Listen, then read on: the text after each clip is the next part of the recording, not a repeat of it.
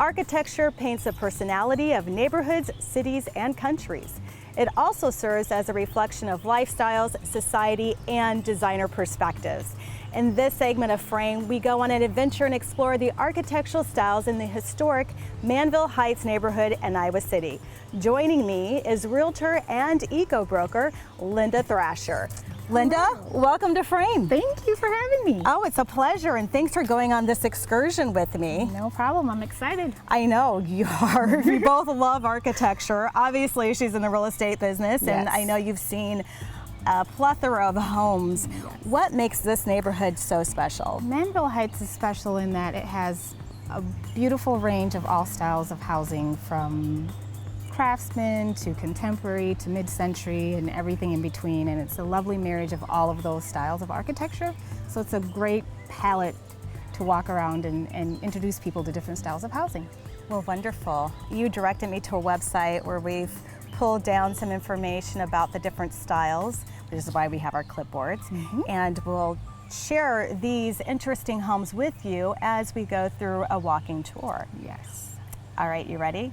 Let's do it. All right. Linda, this house combines a couple different architectural styles according to the research. Yes. Fill us in, please. Here you've got the neoclassical and the Italian Renaissance. So if you look at the lower windows, you'll see the archway or the porticos that people like to use in Italy. And then at the top, you've got more of the classical, traditional, almost farmhouse style look, which you'll find more in English architecture. And it's just a nice blend, and the brick marries both of those together well, because that style brick is found both in Italy and in England. This is really beautiful. I love the combination. The color palette is very, very classy. Yes. In addition to the classical lines of it. Now, I find it interesting that this particular house is symbolic of the medium to large scale homes being built during the Depression. The Depression era, you're dealing with the economizing of homes. You'll notice that other homes will be in a smaller lot size, and we will see some of those like the Tudor and the Cape Cod. Large scale is still happening, you know, the roaring 20s and 30s, you're just starting, and so Manville Heights, this one was around, built in 1936, so you've got the peak of the large scale as it's just starting to hit the Depression and the downturn, and they did a good job of making it smaller scale on the large scale front. Linda, I can't think of anything more American than a house with a white picket fence. Yes. How charming is this? It's very charming, and again, America's adaptation of the Cape Cod colonial revival. So this has got a combination of two. If you look at the columns at the front of the house, it looks more like a colonial, almost plantation style home detailing, but then you've got the smaller scale with the shake siding that's been painted yellow. Usually it's left as cedar shake, and so it ages and patinas with wetness and rain, and it's a dull gray look that you see like Martha's Vineyard and on the East Coast. Yes. But they took liberty to add a little color and design, which is cute, so it kind of looks like a bungalow. Just a lovely little house, small footprint. You're looking at about 800 square feet. If we left it typical to the era and the design, we wouldn't have this kind of roofing system, but it still works nicely, and the picket fence just makes it Americana. Here we are at Alpha Sigma Phi, and this is a great example of Italian Renaissance style and architecture. And you can see it in the examples of the relief in the portico at the top of the doorways there with, I think we've got a lion's face, and the ironwork, and the Juliet balconies, and These are beautiful. and then the brick and how it's inlaid. And then you've got the clad tile, ceramic tile there on top, and that's where we are. So you would probably see this in an Italian villa, you know, overlooking the Mediterranean. But we're overlooking the Iowa River, which is just as good. It's almost exactly the same, Linda. Almost exactly. Yes, almost exactly.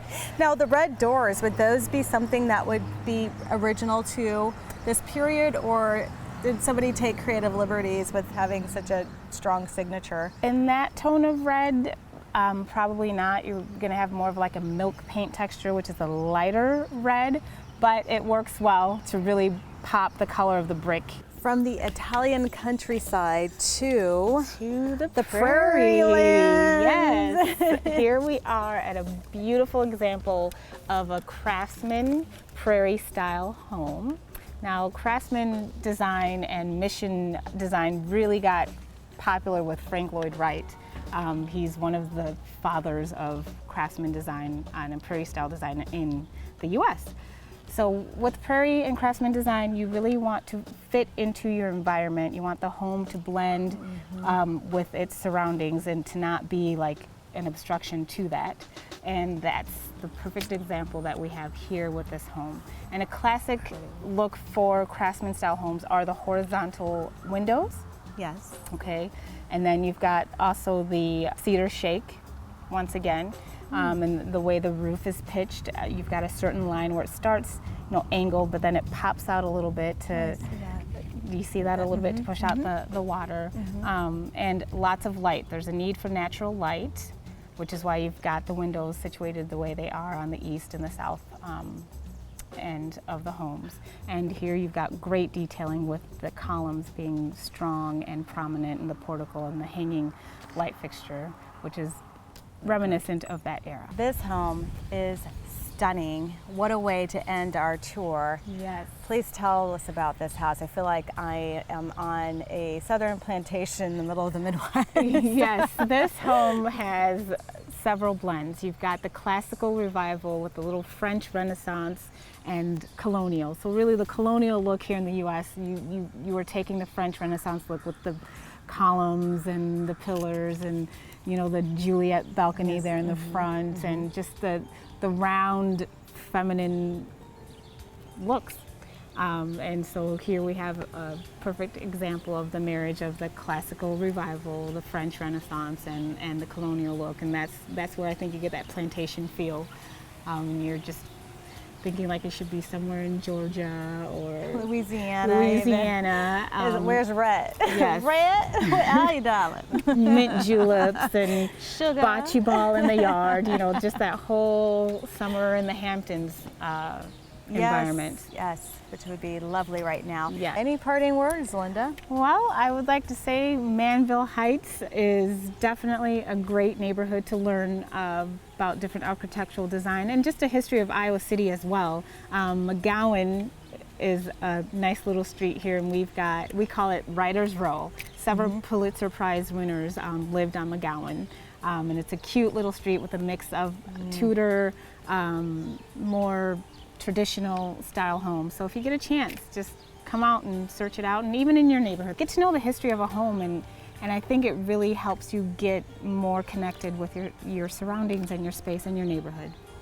I would agree, and I will say after living in different parts of the country, it's so refreshing to have such distinctive neighborhoods. You don't live in one, it's one not too far away from you, where the homes are all different and it's not a cookie cutter environment. No. So there's something to really cherish about where we live. So take advantage of it, respect it, appreciate it, and enjoy every part of the journey. Yes, I would agree. Thank you for going on the adventure. Thank you You're for a having blast. me. It was Let's great. do something else again. You got it. Most definitely. And thank you for tuning into this segment of Frame.